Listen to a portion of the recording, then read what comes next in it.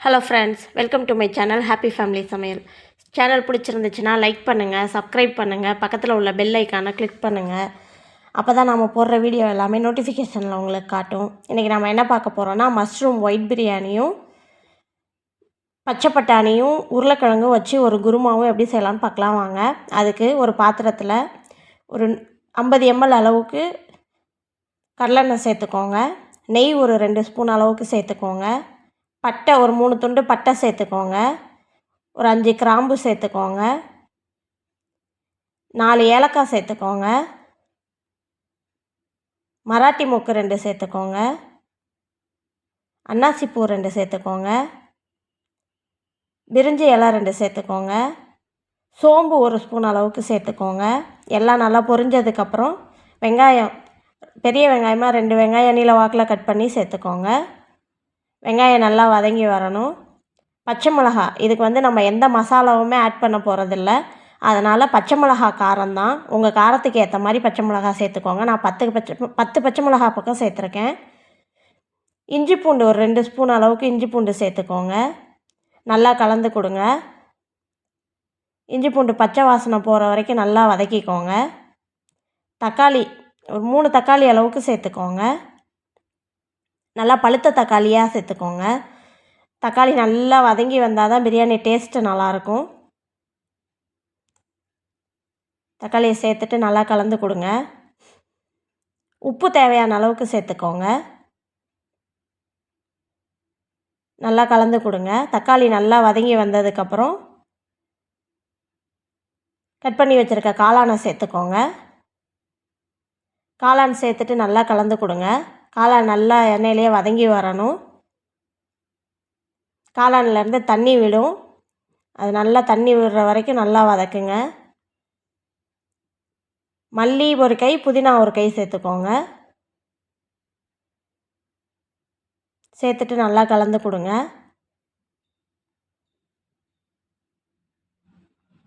புதினா எல்லாமே நல்லா வதங்கி வரட்டும். நல்லா கலந்து கொடுங்க. சேனல் பிடிச்சிருந்துச்சுன்னா லைக் பண்ணுங்கள், சப்ஸ்கிரைப் பண்ணுங்கள், சப்போர்ட் பண்ணுங்கள் ஃப்ரெண்ட்ஸ். சேர்த்துட்டு நல்லா கலந்து கொடுங்க.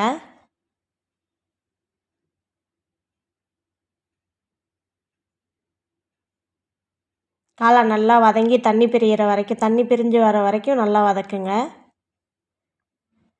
இந்த மாதிரி தண்ணி வரும். நாம் இன்றைக்கி இதில் பச்சை தண்ணி சேர்க்க போகிறதில்ல, தேங்காய் பால் தான். முழுக்க தேங்காய் பால் மட்டும்தான் சேர்க்க போகிறோம். நான் 4 கப்பு ரைஸ் எடுத்திருக்கேன். துளசி அரிசி 4 கப்பு எடுத்திருக்கேன். அதுக்கு 8 கப்பு தேங்காய் பால் சேர்த்துருக்கேன். தண்ணி கொஞ்சம் கூட சேர்க்க வேண்டாம், வெறும் தேங்காய் பாலாக சேர்த்துக்கலாம். டேஸ்ட்டு சூப்பராக இருக்கும். வெறும் தேங்காய் பால் மட்டும் சேர்க்கும்போது டேஸ்ட்டு சூப்பராக இருக்கும்.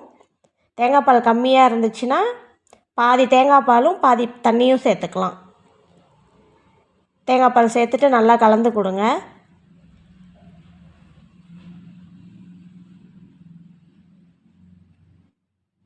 இந்த டைமில் உப்பு செக் பண்ணிக்கோங்க. உப்பு பத்தலைன்னா இந்த டைம்லேயே ஆட் பண்ணிக்கோங்க. உப்பு ஒரு கல் துடிக்க இருக்கணும். அப்போ தான் அரிசி போட்டு வெந்து வரும்போது நமக்கு சரியாக இருக்கும். லைட்டாக கக்கிற மாதிரி பார்த்துக்கோங்க, நிறைய கரிச்சிடக்கூடாது. அரிசியை போட்டு நல்லா கலந்து கொடுங்க. ஹை ஃப்ளேம்லேயே நல்லா வேகட்டும்.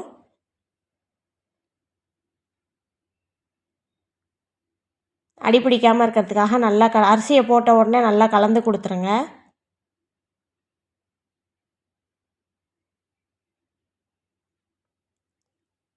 மூடி வச்சு வேக வச்சிட்டிங்கன்னா இந்த அளவுக்கு தண்ணி நல்லா சுண்டிடும்.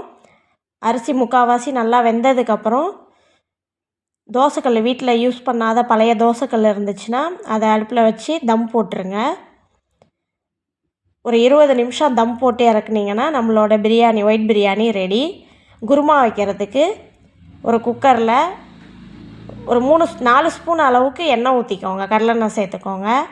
எண்ணெய் நல்லா காஞ்ச உடனே ஒரே ஒரு பிரியாணி இலை, ஒரு துண்டு பட்டை, சின்ன துண்டாக ஒரு துண்டு பட்டை, ஒரு கிராம்பு, ஒரு ஏலக்காய் எல்லாமே சேர்த்து நல்லா கலந்து கொடுங்க.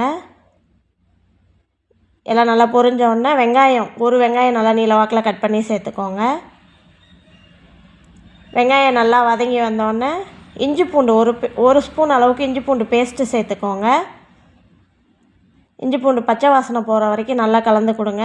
தக்காளி ஒரு 2 தக்காளி, பெரிய தக்காளியாக 2 தக்காளி சேர்த்துக்கோங்க. சேர்த்துட்டு நல்லா கலந்து கொடுங்க. உப்பு தேவையான அளவுக்கு சேர்த்துக்கோங்க.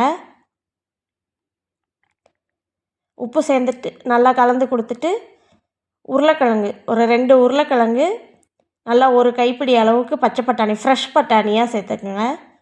டேஸ்ட்டு சூப்பராக இருக்கும். இல்லை காஞ்ச பட்டாணி இருந்தாலும் 8 மணி நேரம் ஊற வச்சு அதுக்கப்புறம் சேர்த்துக்கோங்க. நான் இன்றைக்கி ஃப்ரெஷ் பட்டாணி தான் சேர்த்துருக்கேன். ஃப்ரோசன் பட்டாணி இருந்தாலும் ஒரு 10 நிமிஷம் தண்ணியில் போட்டு அதுக்கப்புறமேட்டுக்கு சேருங்க. மஞ்சத்தூள் ஒரு 1/4 ஸ்பூன் அளவுக்கு சேர்த்துக்கோங்க. மிளகாத்தூள் ஒரு ஸ்பூன் அளவுக்கு சேர்த்துக்கோங்க. மல்லித்தூள் ஒரு 2 ஸ்பூன் அளவுக்கு சேர்த்துக்கோங்க. நீங்கள் விருப்பப்பட்டால் கரம் மசாலா சேர்த்துக்கலாம். நான் ஸ்பைசஸ்லாம் சேர்க்கறதுனால கரம் மசாலா சேர்க்கலை. இதை நல்லா கலந்து கொடுத்துட்டு அடுப்பை லோ ஃப்ளேமில் வச்சுருங்க. இல்லாட்டினா மிளகாத்தூள் போட்டிருக்கிறதுனால டக்குன்னு அடி பிடிச்சிரும்.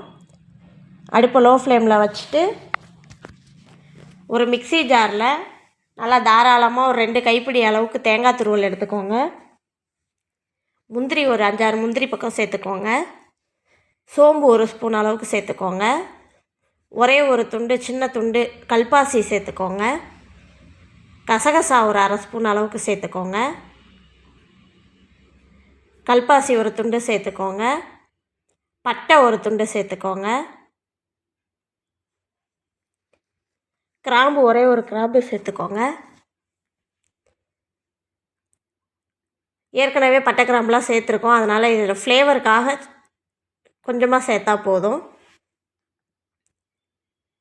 பொட்டுக்கடலை ஒரு 2 ஸ்பூன் அளவுக்கு பொட்டுக்கடலை சேர்த்துக்கோங்க.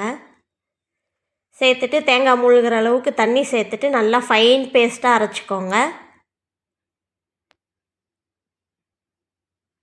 நல்லா மையாக அரைச்சிட்டு நம்ம வதக்கி வச்சுருக்க உருளைக்கிழங்குல சேர்த்துக்கோங்க. தண்ணி அதிகமாக வேண்டாம். ஜாரை கழுவி தண்ணி சேர்த்துக்கோங்க. உங்களோட திக்னஸ்க்கு ஏற்ற மாதிரி, ஏன்னா பொட்டுக்கடலை சேர்த்துருக்கிறதுனால திக்னஸ் கொடுக்கும். அதே சமயம் அதிகம் தண்ணி வச்சிங்கன்னா குக்கர் விசில் போடும்போது தண்ணி ஃபுல்லாக வெளில வந்துடும். அதனால் பார்த்து கரெக்டாக சேர்த்துக்கோங்க. கருவேப்பிலை, மல்லித்தலை சேர்த்துக்கோங்க. இந்த ஸ்டேஜில் சேர்த்துக்கோங்க. புதினா இருந்தாலும் புதினா கொஞ்சமாக சேர்த்துக்கோங்க, நல்ல ஃப்ளேவர் கொடுக்கும். என்கிட்ட புதினா இல்லாதனால நான் கருவேப்பிலை, மல்லித்தலை மட்டும்தான் சேர்த்துருக்கேன். நல்லா கலந்து கொடுத்துட்டு விசில் போட்டுருங்க.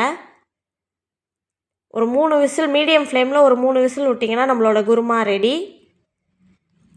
அவ்வளோதான் ஃப்ரெண்ட்ஸ். தேங்க்ஸ் ஃபார் வாட்சிங். சமைச்சு பாருங்கள், சாப்பிட்டுட்டு கமெண்ட் பண்ணுங்கள். தேங்க்யூ.